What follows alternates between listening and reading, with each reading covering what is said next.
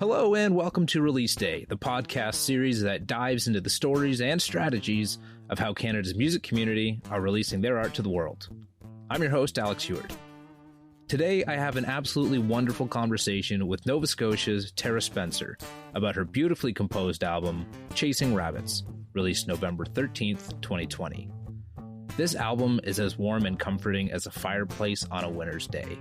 Described as a collection of songs set against the backdrop of the Canadian winter, there really is no better way to put it. I absolutely love this album, and the comfort that the writing as well as the arrangements make me feel from beginning to end. I'm serious, it is the perfect winter album, and you'll hear me say that probably more than once through this conversation. Terra and I talk about how she began writing this project, acquiring funding through Music Nova Scotia, and the intricacies of co-producing an album through the pandemic in time for its winter release. But first, we acknowledge the land we are meeting on is the traditional territory of many nations, including the Mississaugas of the Credit, the Anishinaabeg, the Chippewa, the Haudenosaunee, and the Wendat peoples, and is now home to many diverse First Nations, Inuit, and Métis people. We also acknowledge that Toronto is covered by Treaty 13 with the Mississaugas of the Credit.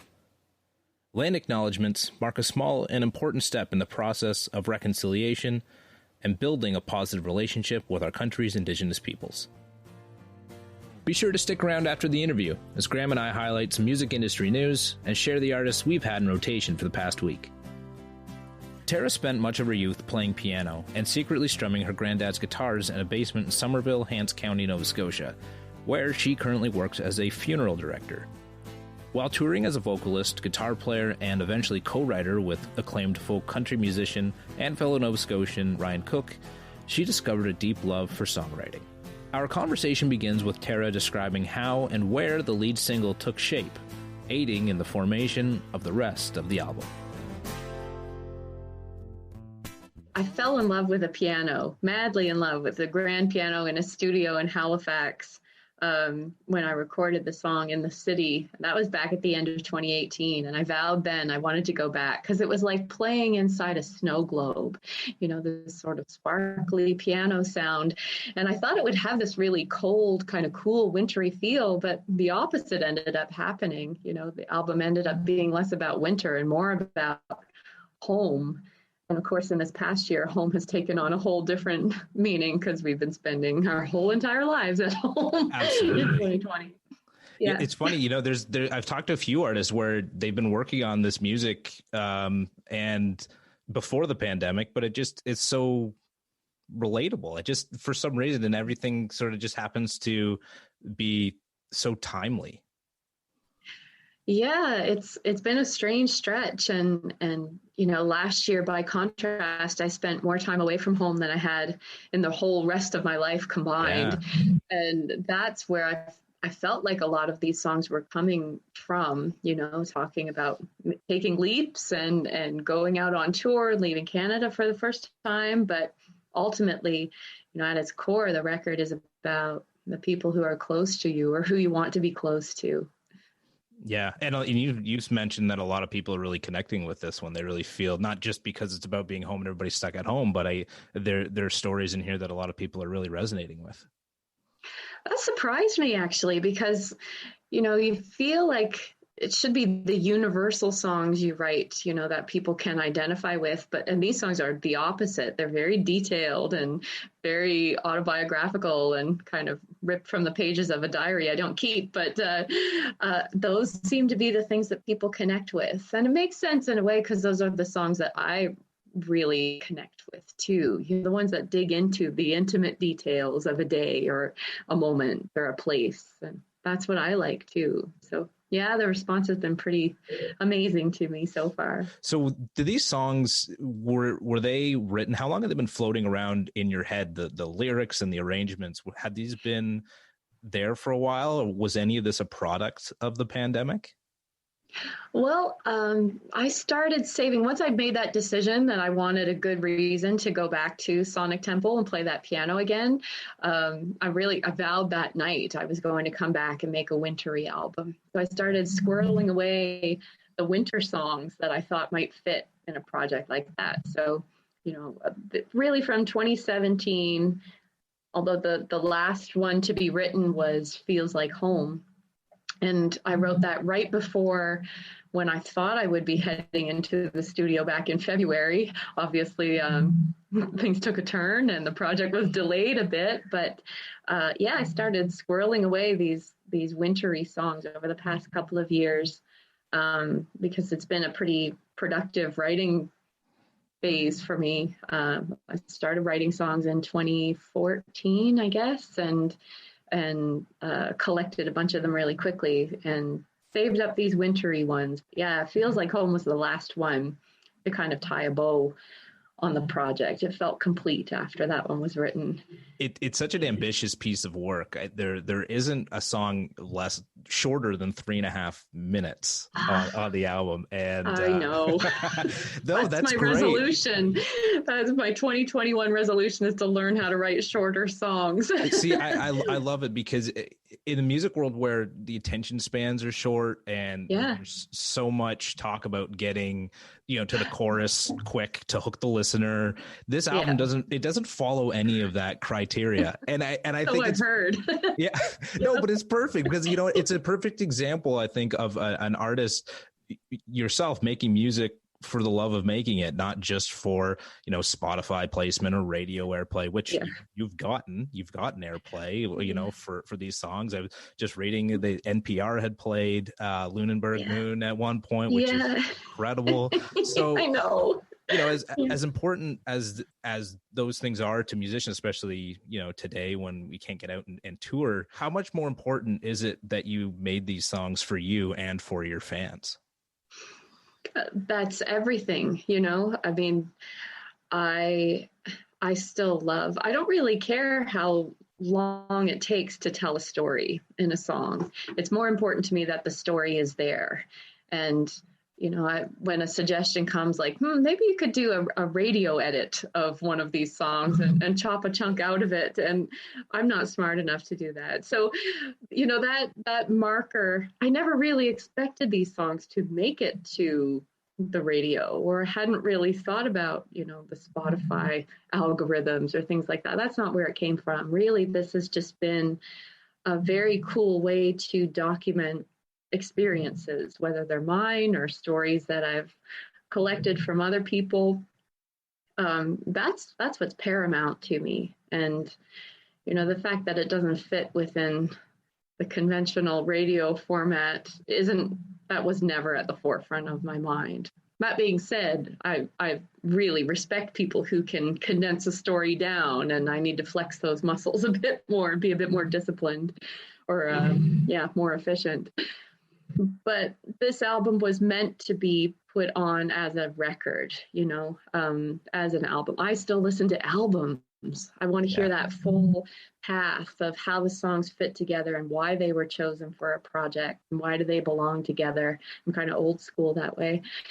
And I always envision people either like on a long snowy drive home or it gets dark so early in the day now. So in that sort of nighttime space, putting on this album and just settling into it for a while when you don't have anywhere else you need to be, which hopefully was kind of fitting for the times we're in too. Yeah, no, it is. And that's exactly what the album is for, right? The album is for those projects that fit the songs that fit together to make that one project. And it feels like a musical to me. And I also read that you're working on a musical, and I don't know if this has anything to do with that.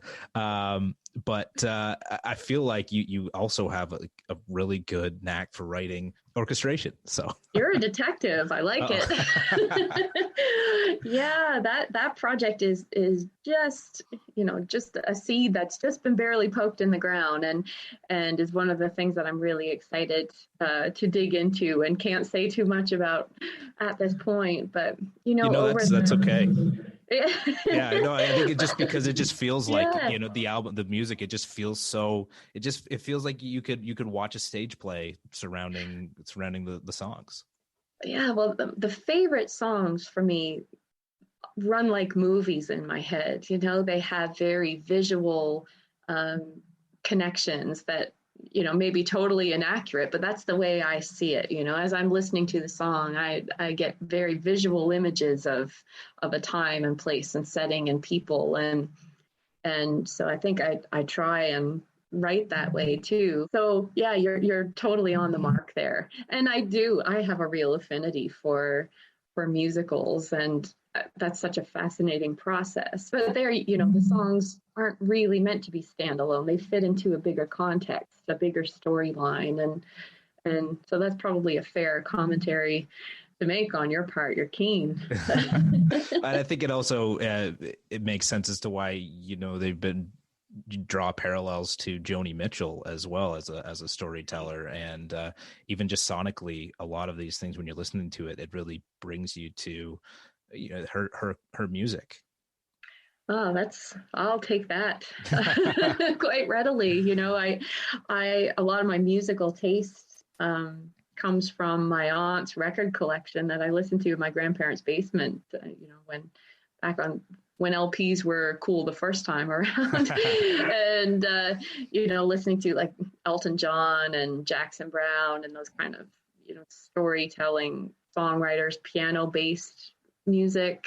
There's definitely some inspiration that I aspired to with this album. As mentioned, a lot of the songs are over 3.5 minutes. When it came to considering a single for this, how did you go through selecting that? Again, I know we don't care about the playlist. We don't care about, having short songs, but I just think, when you think about looking at these songs, you go, man, like, I'm giving this a real, Tom Petty, Lynyrd Skynyrd treatment here with really long songs, and just saying, I don't care how long it is. This is going to be it. What was the process for you in picking a single and a follow up as set expectation and hype around the album? Well, I can tell you that I make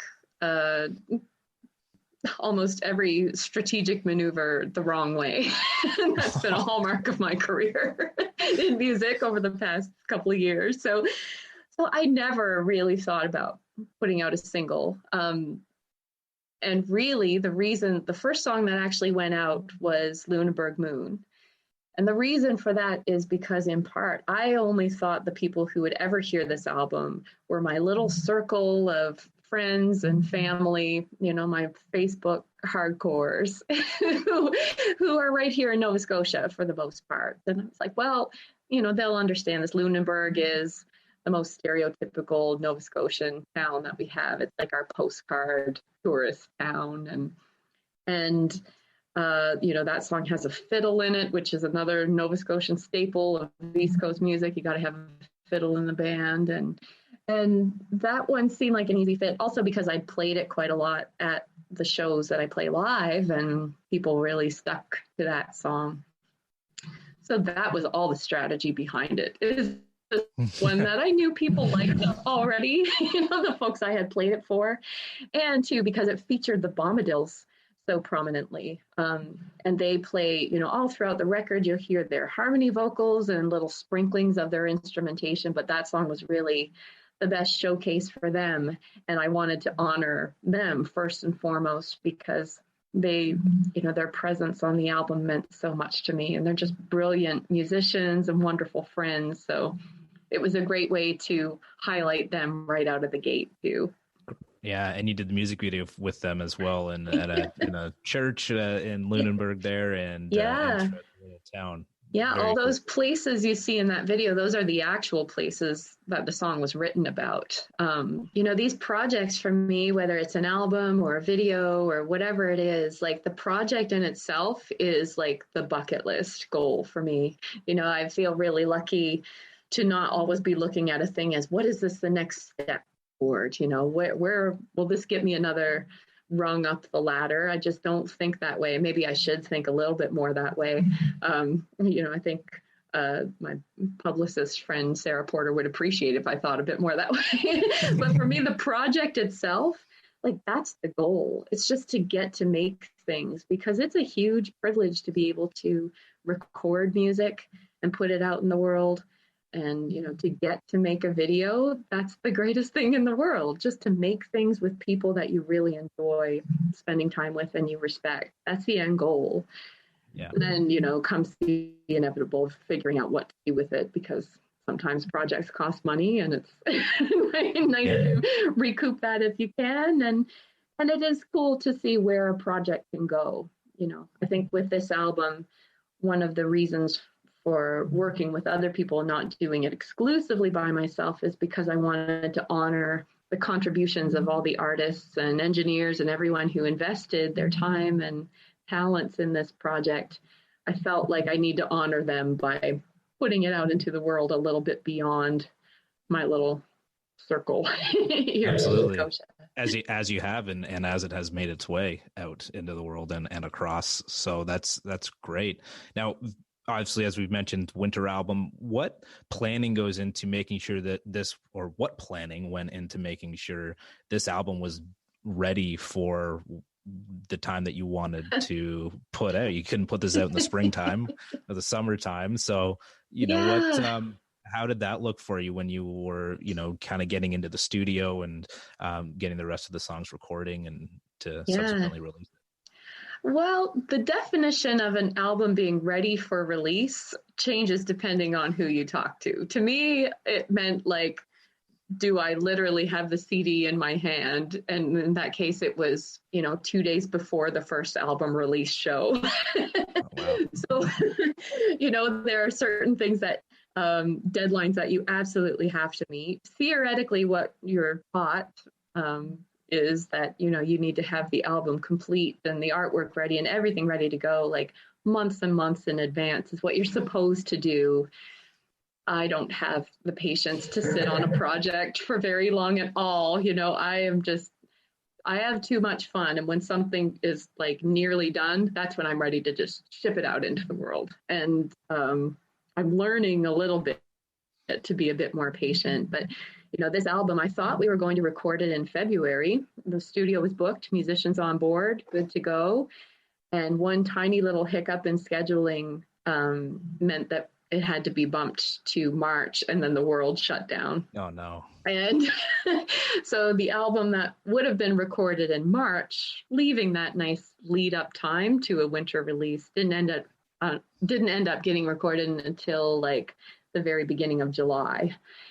And, to go from that point, and it might have been different too if we had brought the whole band in and could play together and rehearse together, but that we couldn't work that way because of the restrictions on people being in a space together. So it meant bringing everybody in kind of one by one, and they would stitch their piece in, and then praying it all made sense at the end when I went to the mixing desk to fit it all together. I had, a Hilroy scribbler that had all of my notes for the album, and that was the Bible for this record, to hold it all together, all these bits and scraps. And because you also produced it. You were a co-producer on it. Do you feel like that helped with this? Did this give you a little bit more confidence in releasing it on time or getting it to that release day? Yeah, well, the first album I made was co-produced and with my friend Jake, and we just kind of made it in a closet and figured it out along the way. And it was just very scrappy, and we had so much fun. But this one, it's a real studio space, and you're bringing in, there are 18 musicians on the album in total. And so I was the sole producer of this one, which meant that it all leaned upon me having a really good relationship with the studio engineer, Lil Thomas, and then with Scott Ferguson, who did the mixing and mastering afterward. Because the thing is, my friend Mike Kerr says, when you're making a record, just surround yourself with the best people you can find and it'll make itself. But the consequence of that is if the album is not good in the end, the only person you can blame is you, because everyone else around you is brilliant. So, there was a little bit of anxiety, just hoping that I didn't ruin all these little beautiful bits and pieces that everyone had created in the act of stitching them all together. But that being said, it was the most fun and rewarding and energizing experience. I loved being able to take the way these songs sounded in my head and finally have them be translated into actual things I could share with somebody else. So, I play solo almost all the time. And yeah, it's very satisfying to hear that fuller sound with all of these great people.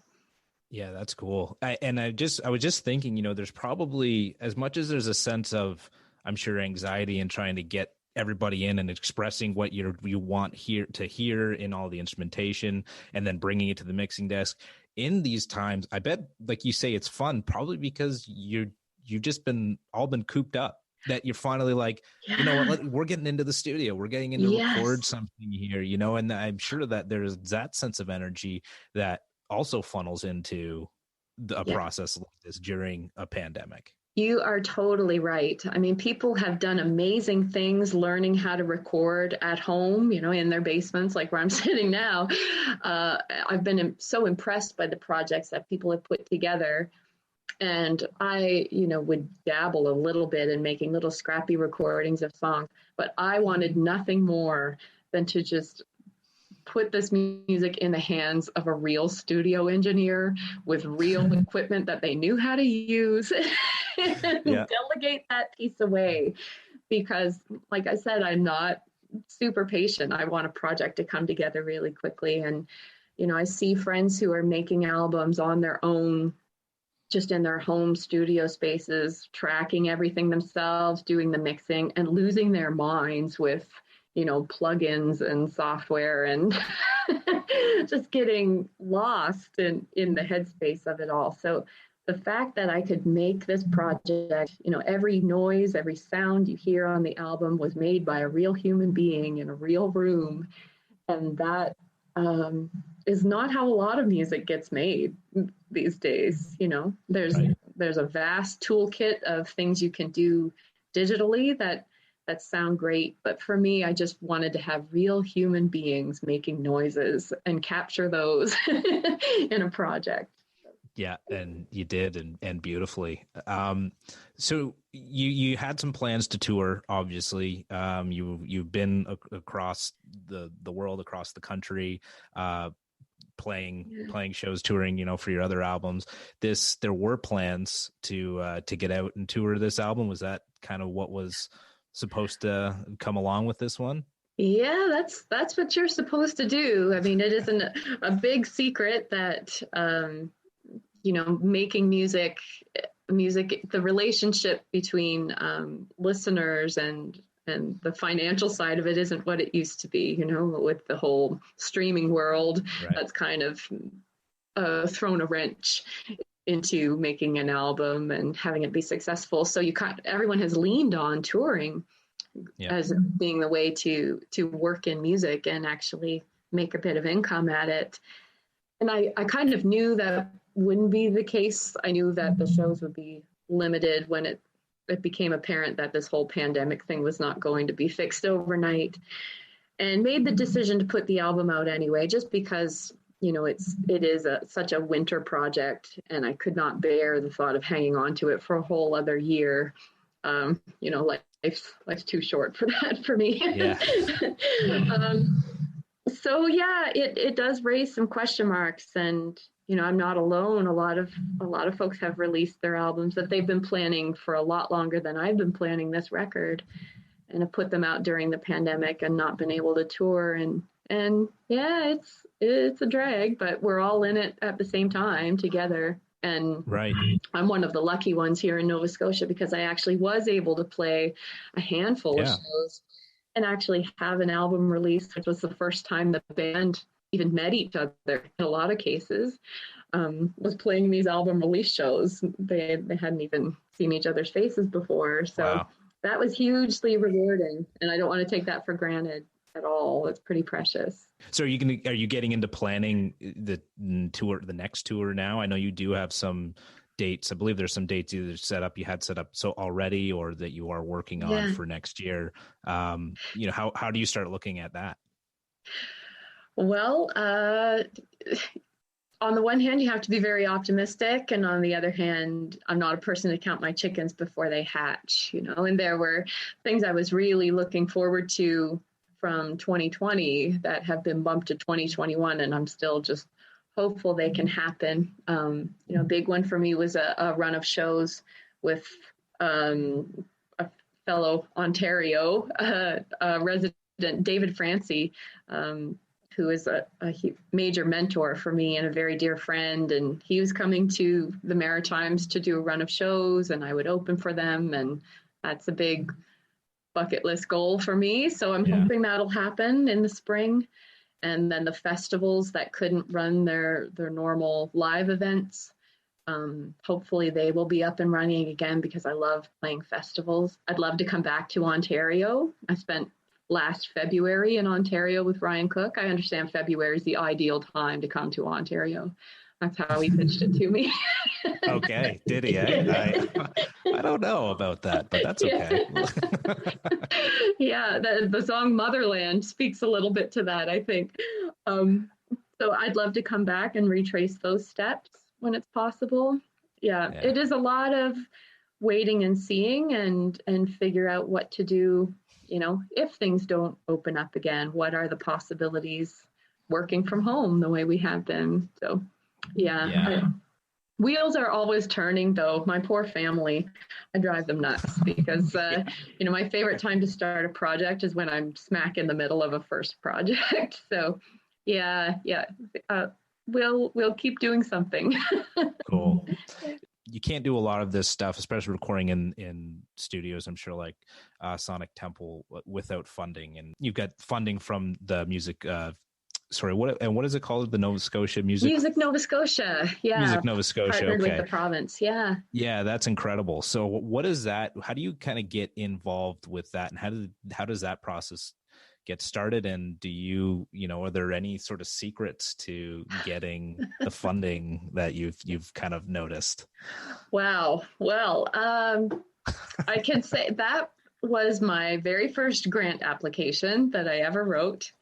And I was very nervous about it because I didn't want to make myself look ridiculous writing that first grant application. And I think we've all been there. So, yeah. So what are the secrets? Well, for me, one thing was being a volunteer juror for like Factor or other funding bodies like that, because then you get to put eyes on other people's applications and kind of see what they're putting in and get a sense of the spectrum of the kind of things that people are submitting. I've been hugely lucky to be embraced by the music community here because it could feel very competitive. There are so many musicians, like we're like sardines here on the East Coast. And, only a certain pool of funding to access. So for me, I think having a really strong sense of what your project is about and your goals for making it, and not counting on the funding coming through because, I applied for Music Nova Scotia funding and got it, and it was a huge, huge help. I applied for Factor funding and missed it by a smidge, like so many people do. And one of the virtues of planning out a project long in advance, I'm going to tell you to do what I 100% didn't do, which is plan your project well enough in advance that you can apply for funding and actually hear back the results of the funding before you start the project. Because I'm definitely not the first person who, I wasn't counting on that funding. I knew I could still make this album, even if that piece didn't come through. But boy, is it much nicer to make the project when you already know, what your budget is, what your funding level is. In this case, the Factor rounds of funding were late. The results were late in coming. So I only found out, I think, a month before the release day that piece of funding wouldn't be there. And don't lean on it. Put yourself in a position where the funding is going to be a great bonus. But if you're counting on it to make your project, then be prepared to wait and reapply and give yourself lots of time. But it has really been worthwhile if there's even one other person that you can team up with I've been working with someone named Sarah Porter, who I've known for ages, and having another person, just another set of eyes on things, someone who isn't afraid to reach out to people on your behalf and speak for you, that is a really nice help, because it can be really hard every day just sending out emails where it feels like you're trying to convince the world how great you are. It's not the greatest headspace. Yeah, it's great if you can do a project when you're in a position to bring on the help that you need. Yeah, so lovely chatting with Terra. Some great points at the end there about hiring the right help if you're able. Graham, what do you think? I thought that it was a great conversation, as per usual. You usually think they're all great. I love it. I love your optimism, and I love that you always take these away as something that it's just worth listening to. So go ahead, hype man. Well, with that out of the way, I think that Terra brought up some really, really good points from just a songwriting perspective. How she kind of went into it, focused on like writing a record, which is kind of like writing for the way that she enjoys listening to music, which is like a record front to back, A side, B side. There is no radio play in mind in that. It's not like doing radio edits, like cutting down the story or anything like that. She's like, no, I want to make write a song for the way that I want to listen to it.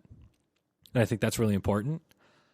As well as when she was talking about picking a single out of all those songs, she just said, well, I had this one song that was getting great reactions at live shows, so that's the one that we went with. Yeah.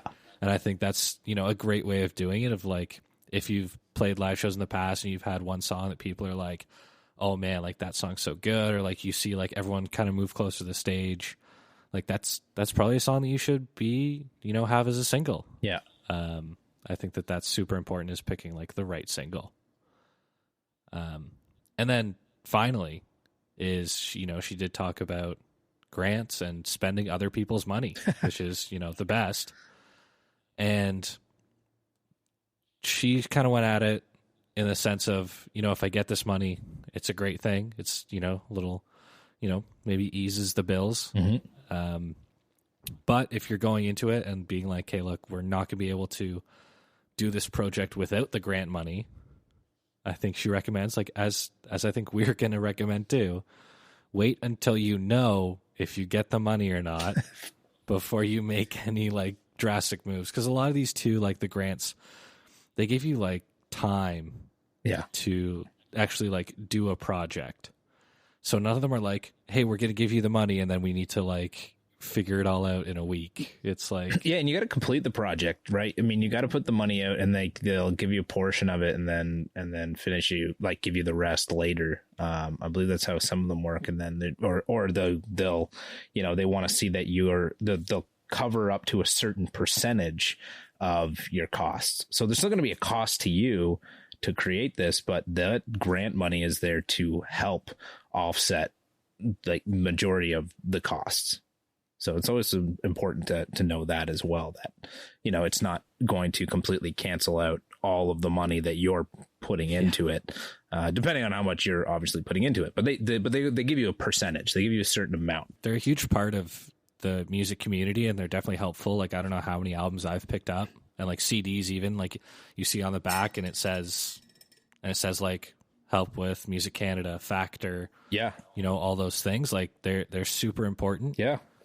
You take a look, next artist website you're on, that you're, really looking up to, or, want to try to emulate. I guarantee you're going to see, Factor Canada, or whichever province they're in, the government assistance program. You'll see their logo at the bottom of their website, or somewhere on the website, that they've received this, this grant money from. Great points, man. Just, as I said, just so lovely to chat with her, and just so easygoing, just such a genuine personality. But something also that's really cool, if you are looking to grow as a songwriter, Terra does songwriting workshops, and you can find out more about that on our website, terraspencer.ca/songwriting-workshops to register.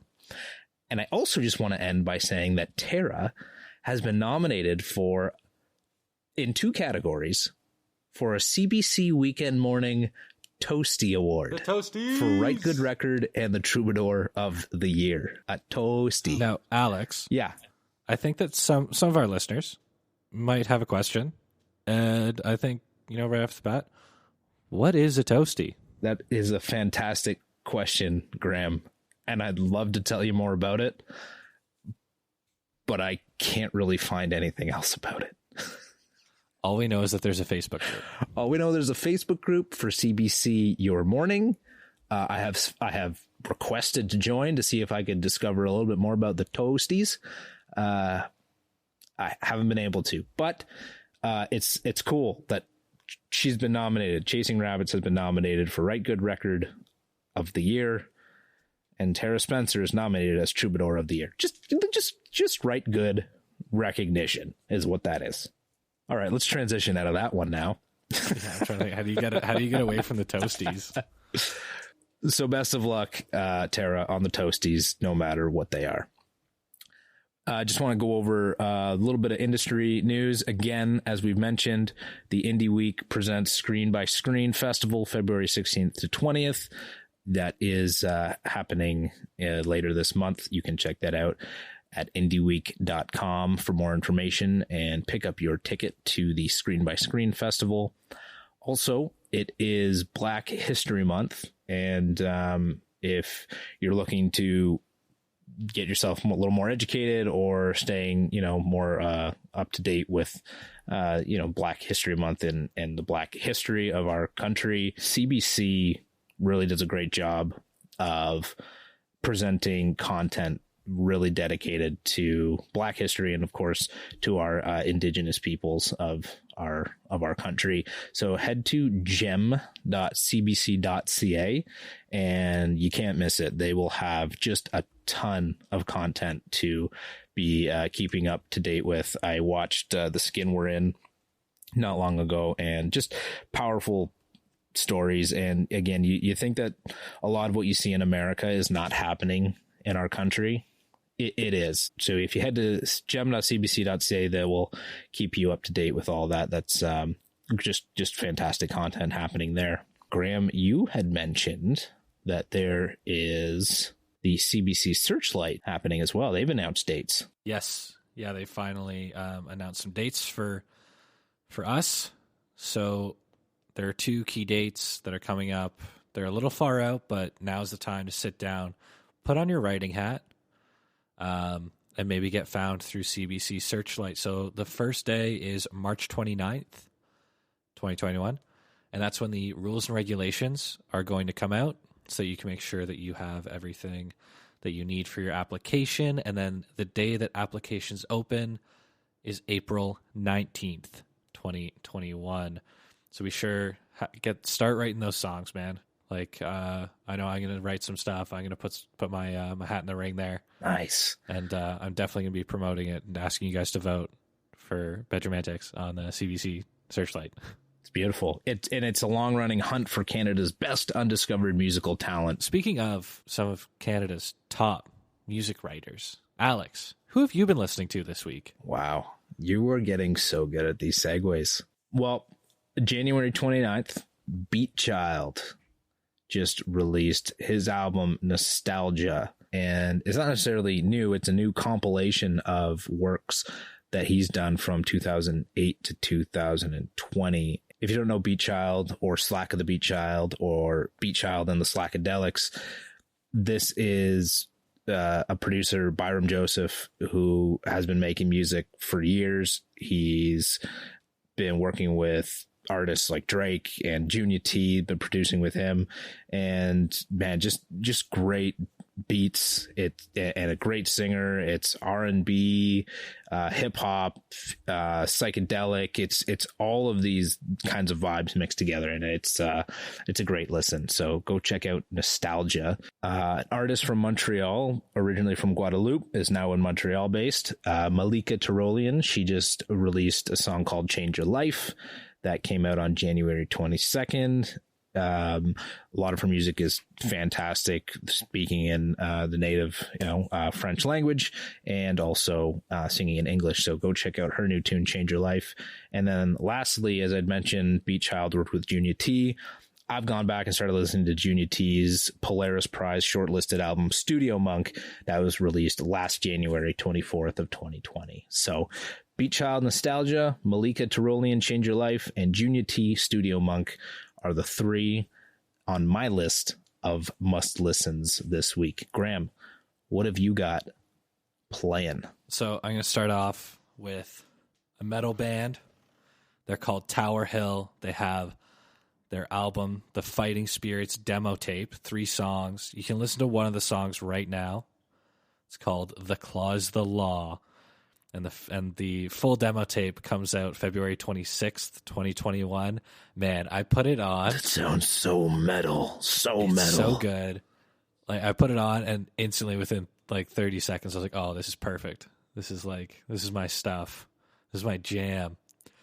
And then moving on January 31st, 2021, Cepheid released Messenger in Flames, also kind of like another metal with some synths in there, some really, really cool just instrumentation. Really enjoyed that.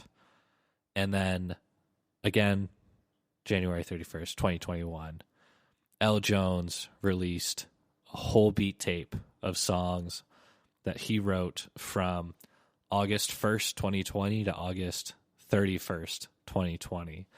He did a beat a day challenge, and one of those songs is called AE86. Man, the whole beat tape is good, but isn't that the name of Elon's kid?